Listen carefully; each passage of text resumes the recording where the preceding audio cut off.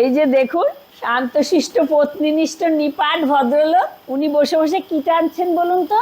Nebuliser. এই যে মাসে এতগুলো লাগে, এই যে সাদা সাদা লম্বা লম্বা, এখন টানছেন।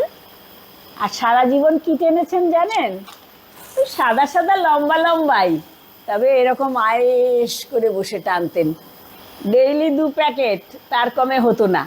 তখন এমন টেনেছেন, নিজের লাংসটা তো গেছেই, আর ধোঁয়াটা বাইরেও বেরিয়ে এসছে। উনি তো আমাদের না দিয়ে কিচ্ছু খেতেন না, উনিও খেয়েছেন, আর আমাকে আর আমার মেয়েকেও কিছুটা কিছুটা দিয়ে দিয়েছেন।